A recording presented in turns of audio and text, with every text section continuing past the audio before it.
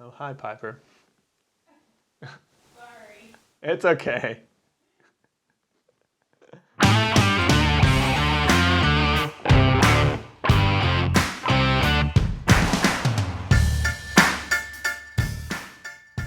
Hey guys, and welcome back to the channel where I'm here to help you boost your productivity, influence, and income. I was watching another YouTuber recently, Snazzy Labs, and he creates a lot of Mac related content, and he had an advanced tutorial on tips and tricks for Mac OS, many of which required terminal line commands. And it got me to thinking, this is a feature that many everyday users won't ever venture into, so why not make a video for the everyday Mac users?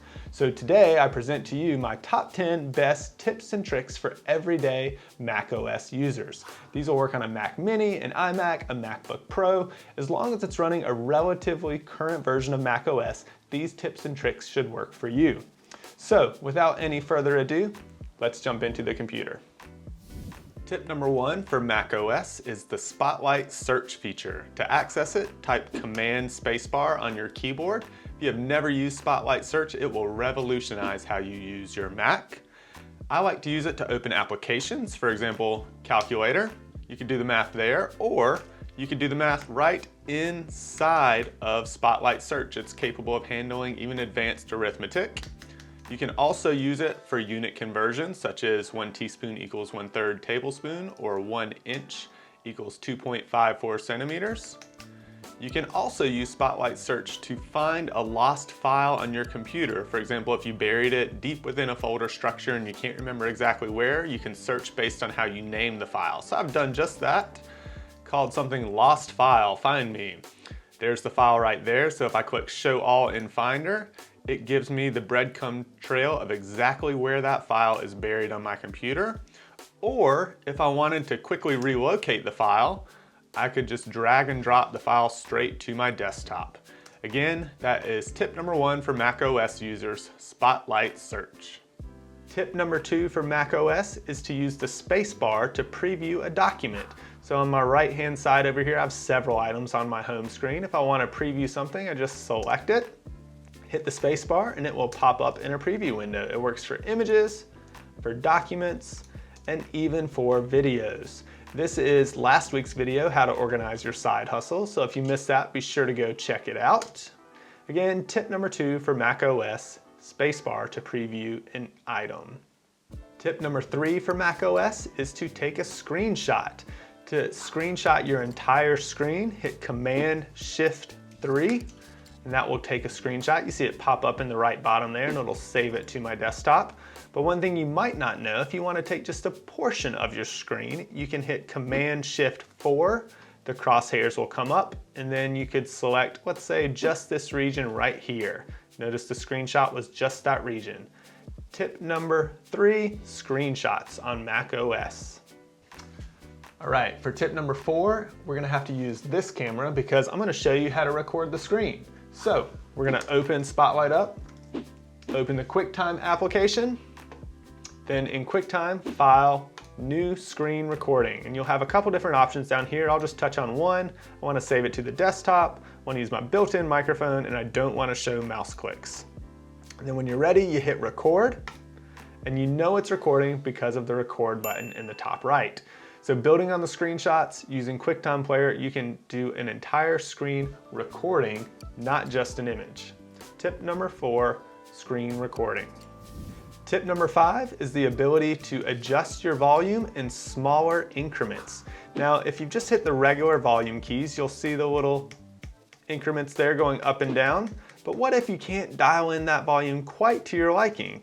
If you hold down Option-Shift and then hit the volume key, notice it moves in much smaller increments.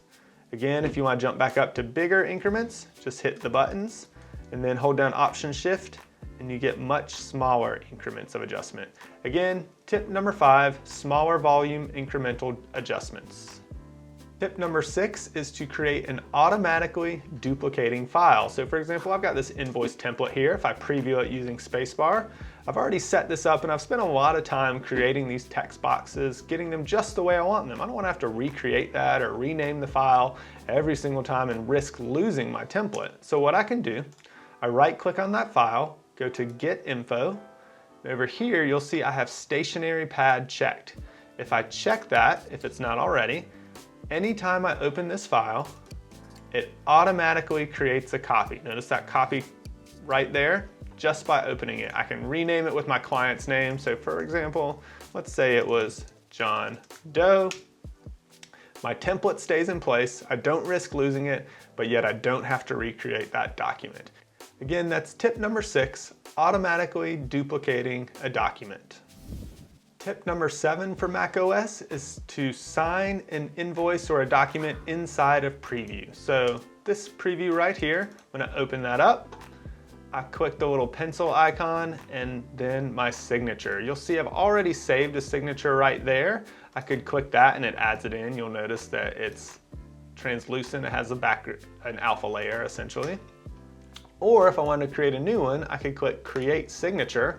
If you have a trackpad, this would be an option for you and you could just do it with your finger on the trackpad. But since I don't, what I've done, I've written the name John just on an envelope here. I'm gonna hold this up to my iSight camera so that the camera can see it. Position it right there in the middle. It read it. Now this is the same signature I already used, but I'll save it again and I can drag that down into the image or the document wherever I want to. So tip number 7, creating signatures inside of Preview. Tip number 8 for macOS, while we're on the subject of Preview, you can actually remove backgrounds from images.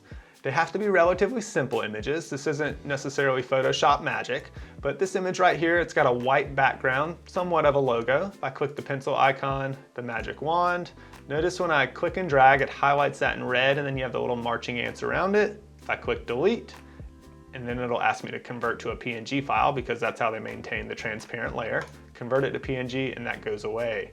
I can do that for all of the sections I want removed. So let's remove these all real quickly. We'll save that. Now, if I open, again, using Spotlight Search, let's open a new Keynote file, just a blank presentation. I'm gonna get rid of all of these. Then drag on an image so you can see that I created transparency. Then I take that coffee logo and notice you can see through where I removed the background. I'm gonna shrink that down a little bit.